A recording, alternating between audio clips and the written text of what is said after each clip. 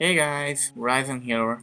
Today I'll be showing you guys how to make this anime-like style pond where you have an object, active object, and if you put it down, you'll see there's a ripple effect going on because this object is on dropping into the spawn. Alright, so I'm gonna be showing you how I do that.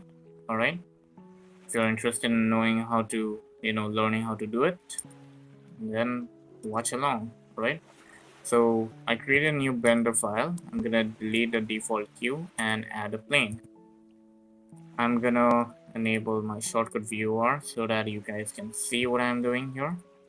And now I'm obviously gonna add an icosphere as well, or maybe any object that you want. Or how about okay, let's just add an icosphere, or maybe a cone this time, because that will show the ripple effect more smoothly. So I'm gonna click on R and press X and hit 90. Um, Actually, yeah, I think I should have pressed 180 or something. No, R, Z, 90, and the Y axis. I'm just gonna rotate it like this, okay? Alright, now let's go ahead and start doing stuff. So the method I'll be using is dynamic paint, okay? So it involves a canvas and a brush, alright? So select this plane right here. This will be my form, right? And now I'm gonna go to modifiers tab and create a subdivision. Okay, so if you'll see, it's not a plane anymore, which is not good, right? Somewhat like a circle. Yeah. So I'm gonna click on simple, alright, and increase the subdivision um about this much, okay? I mean, it's up to you how many subdivisions you want, alright? The more subdivisions you have, more depth, alright? So now what I'll do is add a canvas, okay? So select this plane, go to physics properties, alright? And there will be an option called dynamic paint. When you click on dynamic paint, it will add a dynamic paint property, and here you'll see under type we have the option canvas and brush. So canvas is somewhat like something you draw on, like a blackboard, all right? And then brush is something which will, interact with the canvas and, affect how the blackboard looks, okay? Like, you know, how the how the things get affected. So I'll explain that later. So select canvas and add canvas, all right? And this will add the canvas into it. And then since we are dealing with a surface which is like watery, okay, we want to change the surface type to waves because we want this ripple effect. All right, now it will you know basically have the wavy effect now, but as you can see, it's not doing much of anything because this active object doesn't have the brush property. So we need to select this cone right here and select dynamic paint, and this time select brush, all right, and add brush. All right, leave it as default. Okay, you can change the paint color as well. um that's up to you. I'm just gonna keep it default at the moment. And now hit on spacebar, okay? So this will only take place if you try to move it like this. You'll see like there's somewhat of a conversions going on over here, all right? But if you want to see the ripple effect, it has to be during when it's animated, okay? So press on spacebar, all right? And now press the G key and you'll see there's a ripple effect going on, right? Pretty good. That's great.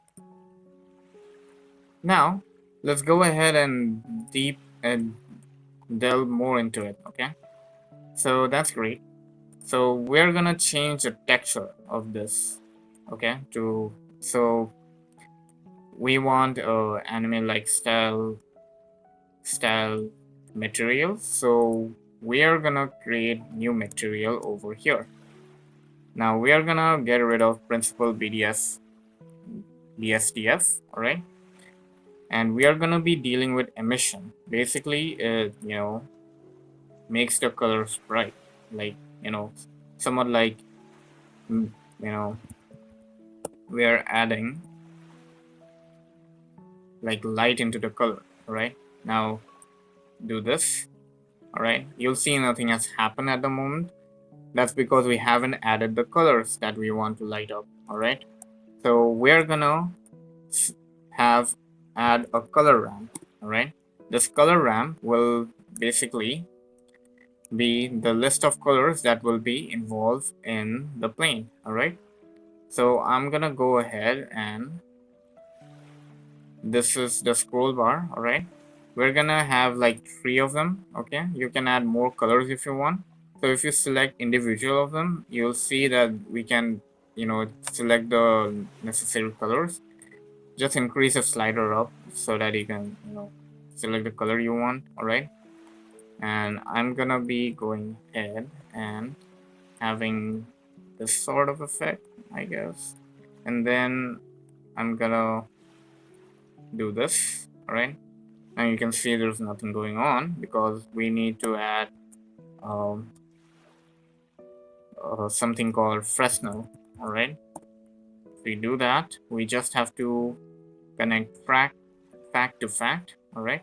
And you'll see something is going on here. All right. I'm gonna change the color of this one to something like this. All right. And now let's see what happens. All right. Wait a minute. Yeah. Let me move the slider a little bit. All right. Hit spacebar. All right. Oh, I mistakenly pressed the H key. All right. Whoa, look at that. Pretty cool, right? Now this is not what I showed before, right? I'm gonna quickly change. That's because it's set to linear, okay? We need to change this to constant, alright?